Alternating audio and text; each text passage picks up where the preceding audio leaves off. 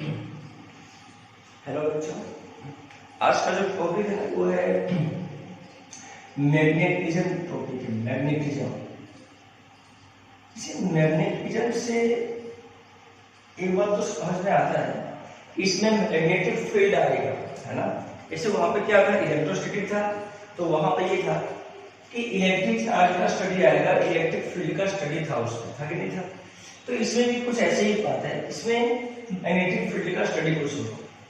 तो इसमें सबसे पहले एक्सपेरिमेंट जो हुआ उसके बारे में थोड़ा हम जानेंगे, ठीक है। तो जो एक्सपेरिमेंट हुआ वो क्या हुआ इसमें, अब देखो बच्चों, इसमें क्या है कि जो हमारा एक्सपेरिमेंट हुआ उसको मैं थोड़ा एक बार एक्सप्लेन कर रहा हूँ क्या एक्सपेरिमेंट हुआ और कैसे मैग्नेटिक फील्ड आया, इसका नाम मैग्नेटिक फील्ड क्यों रखा गया, ठीक है, इसका क्या रीजन है रखने का। तो एक बार पहले हम पढ़ते क्या है।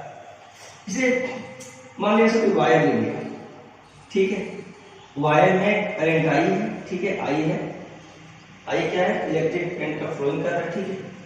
किसी चार्ज को मैंने यहाँ पे रेस्ट पे रख दिया, ठीक है। मैंने देखा कि जब मैंने यहाँ पे चार्ज पे रखा, रेस्ट पे रखा, तो मैंने ये देखा कि इसमें कोई मतलब रेस्ट पे अगर था तो वो हमेशा रेस्ट पे ही रह रहा था हमेशा के लिए, मतलब इसमें कोई फोर्स नहीं लगा, इसमें कोई मूवमेंट नहीं हुआ, इसमें कोई फोर्स नहीं लगा, ठीक है। फोर्स क्या लगा, जीरो लगा। लेकिन जैसे ही क्या किया, करंट है, किसी चार्ज को स्पीड v दे दिया, मान लो किसी चार्ज को स्पीड v दे दिया हो, ठीक है, चार्ज है उसका स्पीड v दे दिया हो, v मीटर पर सेकेंड। ओहो, इसका मतलब क्या हुआ, रेस्ट पे अगर चार्ज था तो इस वायर ने इस पे कोई फोर्स नहीं लगाया, लेकिन जैसे ही किसी चार्ज का वेलोसिटी दिया गया था एक्सपेरिमेंट में, देखा कि ये जो चार्ज है ना, वेलोसिटी तो ऊपर दिया मैंने, लेकिन ये वेलोसिटी किसने दिया, तो मैंने दिया, मतलब जो एक्सपेरिमेंट हो रहा था उसमें दिया गया। तो देखा गया कि ये चार्ज का जो पाथ है वो कुछ ऐसा बनेगा। इसका मतलब क्या है, इसका मतलब ये जरूर है, और क्या देखा कि सुना, और ये लिखा गया कि स्पीड जो है वो रिमेन्स कांस्टेंट है। स्पीड हर जगह क्या है, तो रिमेन्स कांस्टेंट। यहां जो स्पीड है, जो मैंने स्पीड दिया वही स्पीड हर जगह है, लेकिन मैंने स्पीड ऊपर दिया और भागा इस साइड, इसका मतलब कहीं न कहीं एक ऐसा फोर्स है जो इस चार्ज पे इधर की ओर लगा रहा हो, अभी तो इधर आएगी, ठीक है। क्या इसका मतलब क्या हुआ कि इसका मतलब इसका कोई यहां पे एक फील्ड होगा जो इस चार्ज पे फोर्स लगा रहा होगा, क्योंकि फील्ड अगर होगा अभी तो फोर्स लगाएगा, तुम्हें पता है इलेक्ट्रोस्टैटिक में, ठीक है। मतलब कहीं ना कहीं यहाँ पे जरूर फील्ड होगा, इसके कारण, इस वायर के कारण जो इस पे फोर्स लगा रहा होगा। अब क्या किया उसमें साइंटिस्ट ने, क्या किया, यहाँ पे क्या किया, कॉम्पास नीडल लाया। कॉम्पास नीडल पता है क्या होता है, कॉम्पास नीडल जिसमें स्मॉल मैग्नेट होता है। क्या बोला मैंने, कॉम्पास नीडल। ऐसे कॉम्पास नीडल इसमें स्मॉल क्या होता है, मैग्नेट, स्मॉल मैग्नेट है ना, स्मॉल मैग्नेट। तो इसमें क्या होता है, देखा गया कि इन्होंने पहले ये किया, एक्सपेरिमेंट किया, पहले देखा गया कि कौन सा फोर्स लग रहा है, तो कॉम्पास नीडल आया, ठीक है। इलेक्ट्रिक फील्ड का जो मेजरमेंट होता है, ठीक है। अच्छा ये बताओ, इलेक्ट्रिक फील्ड भी यहाँ पे हो सकता था, है कि नहीं, लेकिन इसके कारण कोई इलेक्ट्रिक फील्ड आएगा क्या, नहीं आएगा, ठीक है क्या। हाँ, ये बात अलग है, जब कॉम्पास नीडल लाया गया यहाँ पे, देखा कॉम्पास नीडल में डिफ्लेक्शन शो कर रहा था। अब मुझे पता है कि compass needle is used to measure presence of magnetic field. मुझे पता है कि अर्थ पे अगर कॉम्पास नीडल का, तुम मोबाइल देखते होगे, ये मोबाइल में कॉम्पास नीडल आता है, ठीक है क्या, उसमें अगर देखोगे ना तो उसमें भी डिफ्लेक्शन शो, मतलब उसमें क्या करोगे, अलग अलग जाओगे तो डिफ्लेक्शन शो होता है, मतलब अर्थ का मैग्नेटिक फील्ड होता है जो बताता है कि यहाँ पे इतना फील्ड है, अर्थ पे भी मैग्नेटिक फील्ड होता है ना। Compass needle is used to measure presence of magnetic field. ठीक है। अब वो मैग्नेटिक फील्ड के प्रेजेंस को मेजरमेंट करता है कंपास डिस्क। इसका मतलब जब यहाँ पे इसको लाया गया, देखा गया कि इसमें भी डिफ्लेक्शन कर रहा है, इसका मतलब there must be a magnetic field due to straight wire current having electric current. क्या मतलब समझ आया? इसका मतलब है कि there must be magnetic field which exert force on this charge due to wire. ठीक है क्या? इसका मतलब करंट कैरिंग वायर, ठीक है क्या? तो इसके कारण मैग्नेटिक फील्ड होगा, उस फील्ड का नाम क्या गया है? ये मैग्नेटिक फील्ड, क्योंकि कंपास निडल में डिफ्लेक्शन हो गया, ठीक वहीं से मैग्नेटिक फील्ड का क्या हुआ? इवोल्यूशन हुआ, वहीं से मैग्नेटिक फील्ड बोला गया a current carrying wire have magnetic field. ठीक है क्या? मतलब कोई भी वायर है अगर उसमें इलेक्ट्रिक करंट है तो उसके चारों ओर क्या होगा? ये मैग्नेटिक फील्ड होगा। और यही एक्सपेरिमेंट को बोलते हैं हम ऑर्स्टेड एक्सपेरिमेंट। इसे क्या बोलते हैं हम? Oersted experiment. ठीक है क्या? तो ऑर्स्टेड एक्सपेरिमेंट क्या है? ठीक है क्या? तो कोई बोले ऑर्स्टेड एक्सपेरिमेंट क्या है, तो सबसे पहले मैं इसके बारे में लिखता हूं। देखो इसके बारे में लिखता हूं मैं। इसमें क्या था, जब ये क्या है? Current carrying wire, current carrying wire, current carrying wire, ठीक है। ये भी क्या है? Current carrying wire. तो मैग्नेटिक फील्ड का इवोल्यूशन यहीं से होना स्टार्ट हुआ, ठीक है क्या? करंट कैरिंग वायर, ठीक है। तो ऐसा कुछ है, ठीक है क्या? अब इसके बारे में कुछ जो लिखना है वो क्या लिखना है, तो इसके बारे में हम क्या लिखेंगे तो देखेंगे। इसमें लिखेंगे इफ अ इलेक्ट्रिक चार्ज, या तो इफ अ चार्ज पार्टिकल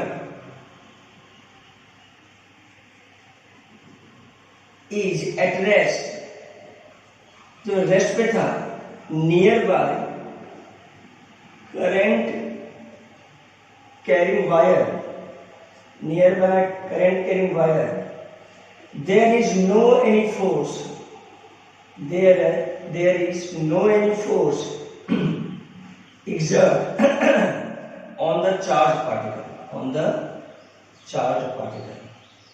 कोई फोर्स एग्जर्ट नहीं हुआ जब रेस्ट पे रखा गया तब, ठीक है क्या?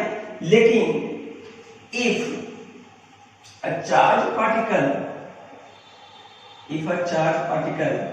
is given some speed, some velocity को कोई दिक्कत नहीं, velocity v nearby current carrying wire, nearby current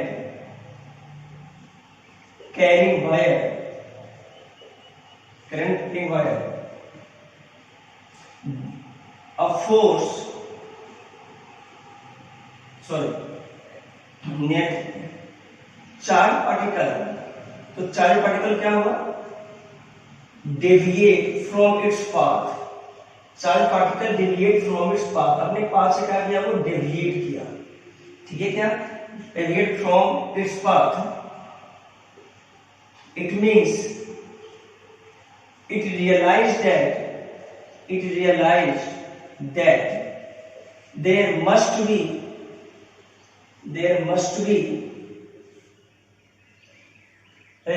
be a force exert on the particle,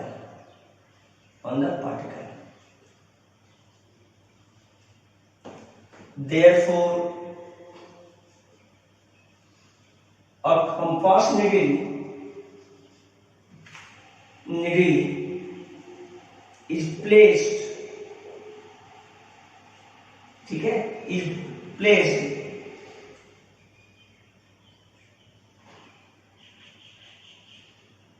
nearby wire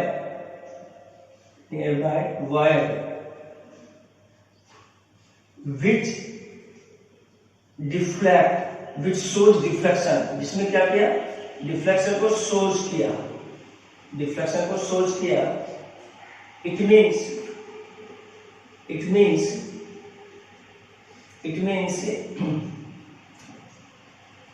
compass needle confirm किया that there must be a magnetic field, there must be magnetic field, ध्यान से आओ, magnetic field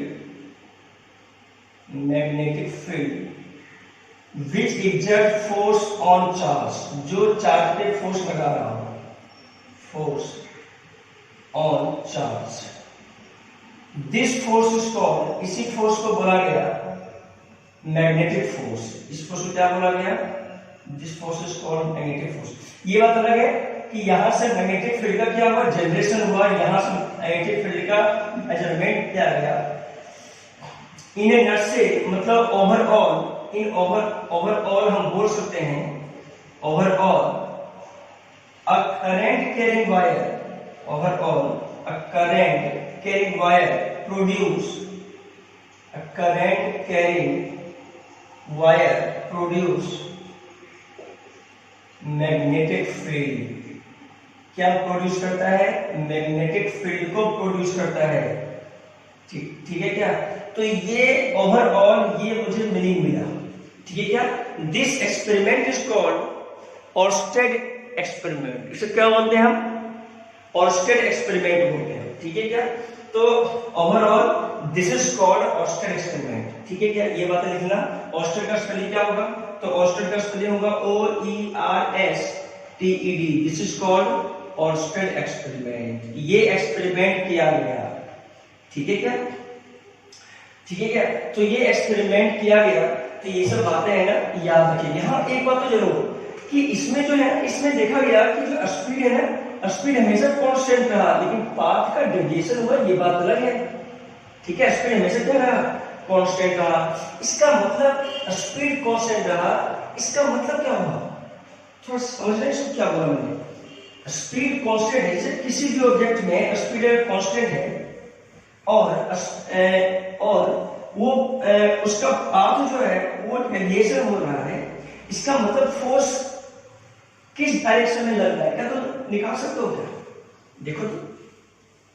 कोई अगर ये बोल दिया, चलो ये ऑर्स्टेड एक्सपेरिमेंट नहीं है, लेकिन फिर भी एक ये नॉलेज ये तो होना चाहिए कि कोई चार्ज को वेलोसिटी ऊपर दिया और ये इधर आ गया, ये मान लो इधर आ गया, ठीक है, देखा गया कि स्पीड तो सेम ही है, इसका मतलब क्या हुआ, इसका मतलब हुआ स्पीड तो सेम है किसी चार्ज पे, इसका मतलब ये हुआ बच्चों कि फोर्स जो है वो नॉर्मल लगा होगा।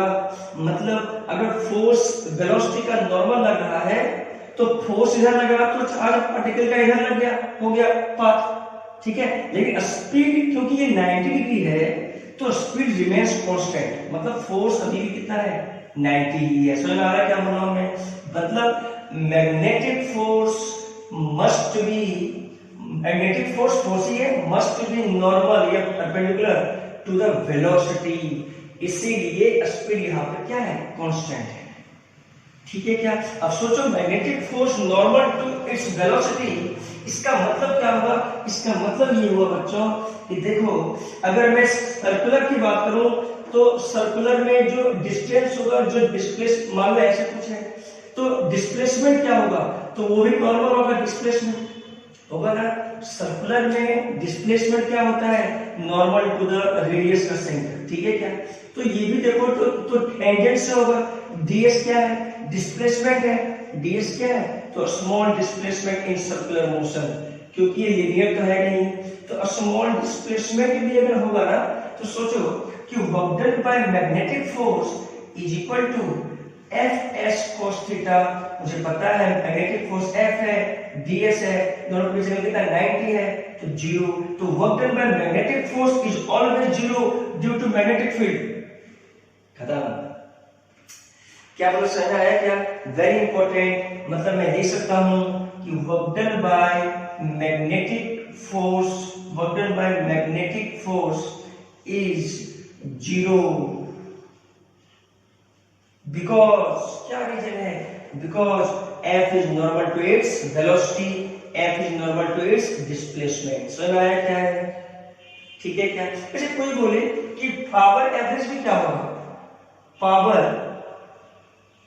ठीक है क्या, power delivered by magnetic force, delivered by magnetic force. बोलो क्या पावर होगा? तो मैग्नेटिक फोर्स के यहाँ पे जो पावर मुझे पता है कि पावर का फॉर्मूला क्या होता है, F डॉट V मतलब F V cos theta, F रख दो, V रख दो, cos 90 दैट इज आल्सो 0। मतलब पावर भी जो होगा मैग्नेटिक फोर्स का वो भी क्या होगा, 0 होगा। तो ऐसी सी बातें कि याद रख गया ना, बिल्कुल कॉन्सेप्चुअल है ये बेस्ट। ये एक्सपेरिमेंट में नहीं आता। हाँ देखिए एक्सपेरिमेंट में ये पता चला कि जो स्पीड है वो रिवर्स क्या है, कांस्टेंट। तो उसका मैंने इवोल्यूशन बताया, उसका क्या क्या है, उसमें क्या क्या लिंक हो सकता है, ठीक है क्या? क्योंकि ये समझना आ गया बच्चों तो नो डिफिकल्ट, कोई डिफिकल्ट नहीं, आसान है इतना पढ़ने। ठीक है, अब थोड़ा मैं आगे बढ़ता हूँ। तो जो मेरा उद्देश्य है वो क्या है, तो कोई भी वायर में अगर इलेक्ट्रिक करंट हो तो उसके चारों ओर मैग्नेटिक फील्ड का प्रोडक्शन होगा, ठीक है क्या? तो मैग्नेटिक फील्ड के बारे में थोड़ी बातें हम जानेंगे, ठीक है क्या? तो देखो, तो जो मेरा उद्देश्य है वो है मैग्नेटिक फील्ड, ठीक है क्या? तो मैग्नेटिक फील्ड जो मेरा उद्देश्य है वो क्या है, ये मैग्नेटिक फील्ड, ठीक है। मुझे पता है कि मैग्नेटिक फील्ड के बारे में मुझे क्या क्या जानना है। तो मैग्नेटिक फील्ड के बारे में मुझे जानना है, एक तो इसका मैग्नीट्यूड जानना है, कितना मैग्नीट्यूड है और कितना फोर्स लगाना है, और इसका जानना है डायरेक्शन। क्या जानना है? इसका डायरेक्शन जानना है, ठीक है क्या? अब इसमें जो पूरा मैग्नेटिज्म में जो है ना, पूरा जो टॉपिक है इसमें वो कुछ ऐसा है कि जो एसआरटी का है या तो आईटी के सिलेबस में जो है वो क्या क्या सुनना, मैग्नीट्यूड निकालने के लिए दो फॉर्मूला का यूज किया है बुक ने। क्या क्या क्या सुनना, बायोट-सावर्त लॉ, बायोट-सावर्त लॉस, ठीक है, और एक है एम्पियर सर्किटल लॉ। एक क्या है? तो एम्पियर सर्किटल लॉ। देखो मुझे मैग्नेटिक फील्ड के बारे में जानना है, तो मैग्नेटिक फील्ड के बारे में तो मैग्नेटिक फील्ड का वैल्यू निकालना होगा, डायरेक्शन निकालना होगा, तो ये बातें इंपॉर्टेंट है, ठीक है। अब जो हमारे सिलेबस में जो है हमको जो पढ़ना है डिटेल में, इसको मुझे डिटेल में पढ़ना पड़ेगा। कौन सा? एम्पियर सर्किटल लॉ, जो it is used to find magnitude of magnetic field, ठीक है। और बायोट-सावर्त लॉ भी पढ़ना पड़ेगा, इस सिलेबस में है, very important for IT JEE medical, very important, ठीक है। और ये डायरेक्शन में क्या क्या आता है, तो डायरेक्शन में एक तो सबसे पहले आना चाहिए क्रॉस प्रोडक्ट आना चाहिए, वेरी वेरी इंपॉर्टेंट, ठीक है। और एक होता है पाम रूल होता है, ठीक है क्या? राइट हैंड रूल होता है, पाम रूल, ठीक है, हैंड्स रूल, ये सब हम पढ़ेंगे। हैंड्स रूल तुम 10th में भी पढ़ रखा है ना, Fleming right hand rule, Fleming left hand rule, तो ये सब बातें सब पढ़ने की जरूरत है, ठीक है। अब तो इसमें मैग्नेटिक फील्ड के बारे में क्या क्या जानना है, एक तो मैग्नीट्यूड और एक डायरेक्शन, वेरी इंपॉर्टेंट, ठीक है क्या? तो ओवरऑल लिखा गया कि magnetic field is a vector quantity. सही बात है क्या? मैग्नेटिक फील्ड क्या होता है? वेक्टर क्वांटिटी होता है। ये सब बातें याद रखेंगे हम, magnetic field is a vector quantity, ठीक है। सेकंड बात क्या है? एसआई यूनिट क्या है? तो SI unit of magnetic field, SI unit of magnetic field is Tesla. क्या नाम रखा गया? टेस्ला के साइंटिस्ट का नाम था, ठीक है। देखो एक्सपेरिमेंट तो किया ऑस्टेड ने, वायर के कारण जो इलेक्ट्रिक करंट आया, लेकिन टेस्ला साहब ने उन्हें राय दिया, इसके बारे में उनको बताया था ऑस्टेड को, तो मैग्नेटिक फील्ड आया ड्यू टू वायर, ठीक है। तो इसलिए टेस्ला नाम रखा गया, टेस्ला को टी से रिप्रेजेंट करेंगे, ठीक है क्या? और क्या है देखो, वन गॉस होता है, यूनिट होता है, जो मैं बताऊंगा तुम्हें, वो 10⁴ टेस्ला। इसको बच्चे क्या कहते हैं, याद रखता है टेक्ला, तो तुम्हें याद रख सकते हो टेक्ला, ठीक है क्या? टेक्ला वो जो बच्चा होता है, बाउंडी होता है, टेक्ला, है ना। तो वन गॉस ये भी एक यूनिट कन्वर्जन है, जो याद रखो। ये गॉस किसी साइंटिस्ट का नाम है जो यूनिट अपने नाम से दे दिया, वन गॉस। और ऐसे क्या होता है, और कुछ होता है जो मैं बता नहीं रहा हूँ, टेस्ला भी होता है, या तो कहीं लिखा आता है वेबर पर मीटर स्क्वायर, जो आगे जैसे जैसे सिलेबस होगा ना, जैसे जैसे फॉर्मूले आएगा वैसे वैसे यूनिट इसका ये बनता जाएगा, तो वेबर पर मीटर स्क्वायर भी होता है, याद करो, ठीक है क्या। तो इसमें कोई रखने की बात नहीं है, क्योंकि जैसे जैसे लेवल्स ये आएगा वैसे वैसे फॉर्मूला आएगा, फॉर्मूले से ही ये सब चीज आएगा, इसमें कोई शक वाली बात नहीं है, इसमें कोई रखने वाली बात अभी नहीं है, ठीक है। तो तुम्हें समझ में आ जाएगी। तो मैग्नेटिक फील्ड के बारे में ये बातें हैं याद रखेंगे हम। वेक्टर पॉइंट होता है, यूनिट क्या होता है, एस्ला होता है, ठीक है क्या। ये बताओ, कोई बोले कि मुझे डिफाइन कर दो मैग्नेटिक फील्ड पूरा।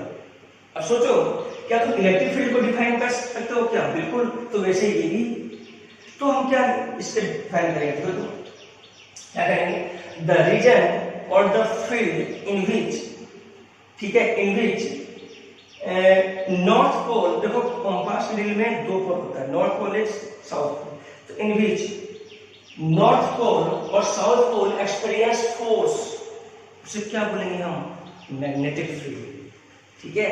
द रीजन, चाहो तो लिख लो, द रीजन इन विच, ठीक है, कंपास नीडल एक्सपीरियंस फोर्स, या तो north pole experience force is called magnetic field, ठीक है क्या। इसमें कोई खास वाली बात नहीं है, तुम चाहो तो ऐसे लिख सकते हो, ठीक है। अब जो मेरा उद्देश्य क्या है, तो निकालना है मैग्नेटिक फील्ड का मैग्नीट्यूड निकालना है और डायरेक्शन के बारे में पढ़ना है, ठीक है। तो सबसे पहले जो इंपॉर्टेंट है वो है डायरेक्शन। तो मैं सबसे पहले विधि पढ़ाता हूँ, डायरेक्शन ऑफ फील्ड कैसे निकाला जाता है। मैग्नीट्यूड तो इंपॉर्टेंट है, साथ साथ डायरेक्शन भी बहुत इंपॉर्टेंट है, ठीक है क्या। तो सबसे पहले पढ़ते हैं डायरेक्शन ऑफ मैग्नेटिक फील्ड कैसे निकाला जाता है।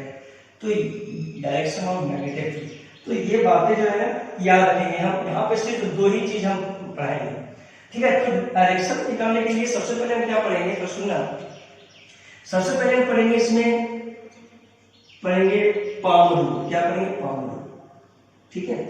और उसके बाद पढ़ेंगे, अच्छा ये बताओ, क्रॉस प्रोडक्ट सभी को आता है, क्योंकि क्रॉस प्रोडक्ट से भी डायरेक्शन निकाला जा सकता है। से भी बोला मैंने, मतलब इससे भी निकाला सकता है और इससे भी निकाला जा सकता है, ठीक है। तो ये फार्म रूल में क्या क्या आता सुनना। फार्म रूल ये बोलता है कि अगर कोई वायर है, करंट आई है, ठीक है, तो क्या करो, राइट हैंड को क्या करो, राइट हैंड, फार्म रूल बोलते हैं राइट हैंड, राइट हैंड को क्या करो, जैसे ये जो थंब है ना, इसको इंडिकेट करो in the direction of electric current, ठीक है। इलेक्ट्रिक करंट के डायरेक्शन में इंडिकेट किया, ऊपर है तो ऊपर रख दिया थंब को, और ये जो स्ट्रेस करो, ये जो फिंगर है ना, चार जो फिंगर है, इसको स्ट्रेस, इसे क्या बोलते हैं, पाम भी बोलते हैं, पाम। तो इसको स्ट्रेस करो जहां पे फील्ड, कैसे मान लो इस पॉइंट पे जाना है कि फील्ड का डायरेक्शन क्या होगा, ठीक है। तो सोचो यहाँ पे जाना है, तो ये जो होना चाहिए पाम, वो उसी पॉइंट पे होना चाहिए जहां पे निकालना पड़ेगा। सोचो ये इलेक्ट्रिक करंट यहाँ पे निकालना, ठीक है। देखो ये जो गोरा हाथ है ना, गोरा, ये क्या है, थोड़ा काला काला है, ये गोरा है, तो गोरा हाथ के नॉर्मल में जाएगा मैग्नेटिक फील्ड। नॉर्मल मतलब क्या होगा, मतलब देखो ये इधर है, इसको इधर क्या नॉर्मल मतलब हुआ, मतलब इसके जस्ट नॉर्मल, मतलब नॉर्मल क्या, अंदर की ओर, अंदर मतलब क्रॉस। देखो एक क्रॉस होता है, इसका मतलब होता है इनटू द बोर्ड। ये बोर्ड है ना, इनटू द बोर्ड, तुम्हारा पेपर होगा तो into the paper, into the paper, paper के अंदर, ठीक है क्या, मतलब नॉर्मली, ठीक है। और एक होता है डॉट, डॉट मतलब होता है out of the board, board के बाहर, ठीक है क्या, ये आउट ऑफ द पेपर या पेपर के बाहर, ठीक है क्या।